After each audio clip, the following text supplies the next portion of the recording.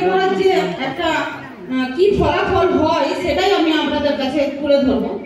তো শারীরিক আর মানসিক নির্যাতন আর সমস্ত প্রতিকূলতা কিন্তু এক নারীকে উপলব্ধি করতে হয় আর সেটাকে বহন করেও নিয়ে যেতে হয়। আমার এই হ্যান্ডিক্যাপ বাচ্চা আর আমার এই মেয়ে, তাকে নিয়ে আমি এক সিঙ্গেল মাদার। আমার হাজবেন্ড আমার পাশে নেই, কারণ সে ওই হ্যান্ডিক্যাপ বাচ্চার ভরণ পোষণ নিতে চায়নি। তো আজকে যেসব ছোট ছোট মেয়েরা নতুন প্রজন্মে পা বাড়িয়েছ, তাদেরকে একটাই উদ্দেশ্য বলবো যে তোমরা এই ভুল আমার মতো কখনো করো না। পারিবারিক চাপে বা পরিস্থিতির চাপে পড়ে নিজেদের জীবন কখনো উৎসর্গ করো না ভুল পথে নিয়ে যায়।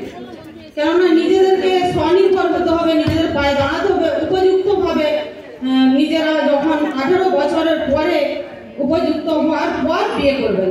কেননা এই যে শারীরিক যে সমস্যা, সেই শারীরিক সমস্যা, একটি মেয়ে প্রথম বাচ্চা হওয়ার পর অল্প বয়সে আরেকটি যখন বাচ্চা তার হয়, তখন সেটা হ্যান্ডিক্যাপ হয় বা নানা রকম দিক দিয়ে অসুবিধা হয়, তখন কিন্তু তার স্বামীর সাথে মনোমালিন্য হয়, তখন বিবাদের মুখে যায়। সেই কারণে আমাদের ডিভোর্স এত প্রচলন বেড়েছে যে সেটা বলার নয়।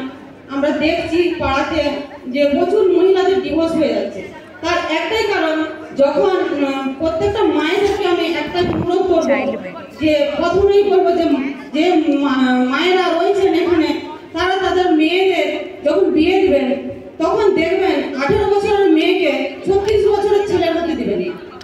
কেন 5-7 বছরের বড় হোক সেটা ঠিক আছে, কিন্তু একদম হাফ বয়স হবে তাদের হাতে দিবেন না। তার কারণ হলো, যখন তারা ম্যাচুরিটি বয়স হবে, মেয়েটির ম্যাচুরিটি বয়স হবে, তখন তার স্বামীর সাথে মনোমালিন্য হবে, সম্পর্কের ভাঙন ধরবে, সেটা কেস কাছারি বা ডিভোর্সের দিকে যাবে।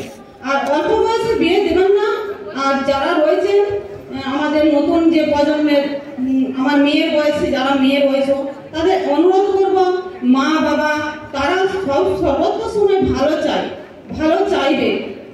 তো সেই ক্ষেত্রে মা বাবাকে জানিয়ে যে কোনো কাজ করা উচিত বা তাদের মতামত নিয়েই কাজটা করা উচিত। তারা যখন উপযুক্ত মনে করবে তখনই তোমাদের বিয়ে দেওয়ার ব্যবস্থা করবে। তার আগে নিজেকে স্বাবলম্বী করে তুলবে। যেমন আমার মেয়ে, আজ আমি যে নির্যাতন ভোগ করছি সেটা দেখার পর সে নিজের সিদ্ধান্ত নিয়েছে যে আমি নিজের পায়ে দাঁড়ানোর পর বা কোনো একটা কিছু করার, কোনো একটা কিছু নয়, আমি গর্বের সাথে বলবো আমার মেয়ে ল নিয়ে পড়তে চাই। আর আমাকে খুব ভাবে বলে যে আমি যেন ল নিয়ে পড়ে তোমার মতো মহিলা যারা আছে, যারা নির্যাতন হচ্ছে, তাদের পাশে আমি যেন দাঁড়াতে পারি, যেন এই প্রতিকূলতা রোধ করতে পারি।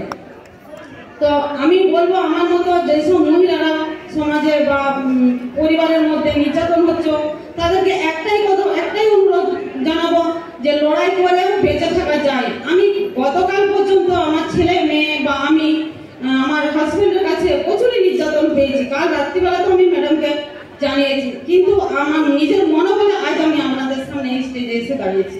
তো সেই লড়াই আমি প্রত্যেকটা মহিলাকে বলবো, লড়ে দাঁড়ান, লড়াই করে বেঁচে থাকা যায়। আমরা নারী, আমরা সব পারি। আর আইন জানবো, নির্ভয়ে বাঁচবো, এই অনুসরণ করে আপনারা নিজেদের অধিকারকে কখনো সাইডে রেখে লড়াই না করে পিছু পা হবেন না। লড়াইয়ের পাশে আমাদের এই দিদিরা রয়েছেন, ম্যাডামরা রয়েছেন, বা আমাদের যে জেলা পরিষদের যেসব মেম্বাররা আমাকে সম্পূর্ণরূপে সহযোগিতা করেছেন এই লড়াইটা চালিয়ে যাওয়ার জন্য। কেননা আমি হলাম সেই উদাহরণ যে অল্প বয়সে বিয়ে করার ফল ভোগ করছি। যে 15 বছর বয়সে আরেকটা বিশেষ জিনিস, আমরা যেই দিন স্বাধীনতা পালন করি, 15 বছর 15ই আগস্ট আমার বিয়ে হয়েছিল। এটা একটা বড় জিনিস। আর আমরা যে অভয়াকাণ্ড দেখেছি সেটা 14ই আগস্ট হয়েছিল। তাই আগস্ট মাসটা আমার কাছে একটা মনে হয় খুবই দুঃখজনক মাস।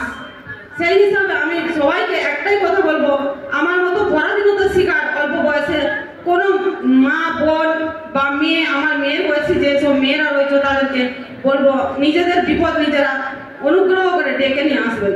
কেননা অল্প বয়সে অনেক কিছু ভালো লাগবে, সেই ভালো লাগাটা নিজের জীবনের ক্ষতিটা ডেকে নিয়ে আসুন। কেননা এখনকার যে সমাজ, আমাদের সমাজ কিন্তু আগের যেরকম সমাজ ছিল তার থেকে এখন অনেক উন্নত। আর যেসব বাবা মায়েরা এগিয়ে গেছে। আমার বাবা মা আমার বিয়ে দিয়েছিল, আমার মানে দিনমজুর শ্রমিক বাবা, তো সেই হিসাবে আমরা 3 ভাই বোন ছিলাম। আমাদের ভরণ পোষণ না করতে পারার কারণে সে অল্প বয়সে মেয়ের বিয়ে দিয়েছিল। আজ তাকে কি প্রতিকূলতা দিতে হচ্ছে এটা নিশ্চয়ই আপনারা মনে ভাবতে পারছেন যে আমার ছেলে আমার মেয়ে এত বড় হয়েছে, এখন আমি যদি আমার বাবা মা কাছে ফিরে যাই সেটাও তাদের কাছে লজ্জাজনক বা আমার কাছেও লজ্জাজনক। তাই আমি স্বামীর বাড়িতে থেকে এই লড়াই চালিয়ে যাচ্ছি। যাদের এইরকম অবস্থা হয়েছে আজ যেন কারো না হয়, তো তাদেরকেও বলবো মনে জোর রেখে আইন জেনে নির্ভয়ে বেঁচে থাকুন, লড়াই করে যান, লড়াইটা চালিয়ে যান। আর আমাদের এই ম্যাডামটা রয়েছে, যদি কারো প্রয়োজন হয় ওনাদেরকে বলবেন, নির্ভয়ে আপনাদের পাশে যে ওনারাও দাঁড়াবেন, আপনারাও বেঁচে থাকতে পারবেন। তো এই অনুরোধ আপনাদের কাছে রাখবো যেন কেউ এই ভুল কাজ না করে। ছোট ছোট বিশেষ করে যেসব ক্লাস 10-এ মেয়েরা আছো তাদের উদ্দেশ্যে একটাই কথা বলবো, আমার মেয়ে ক্লাস 10-এ পড়ে, তো মা আর মেয়ে সমবয়সী হয়েছে, অল্প বয়সে বিয়ে কারণে এখন মেয়ে আর মা একই ইয়েতে হয়ে, তো সেই হিসাবে আমি তোমাদেরকেও একটা জিনিস জানাতে চাই যে মাকে সবসময় মনের কথা বলে দেবে, যাই হোক না কেন মাকে সর্বোচ্চ সময় বলবে। আমরা নারী, আমরা সবই পারি, মেয়ের পাশে দাঁড়াতে পারি, সিঙ্গেল মাদার হয়ে ছেলে মেয়েকে মানুষ করতে পারি, আর নিজেরা স্বনির্ভর হয়ে নিজেদের সংসারকে বহন করে নিয়ে যেতে পারি। আইনকে জানুন আর নির্ভয়ে বাঁচুন। আর কিছু বলবো না, নমস্কার।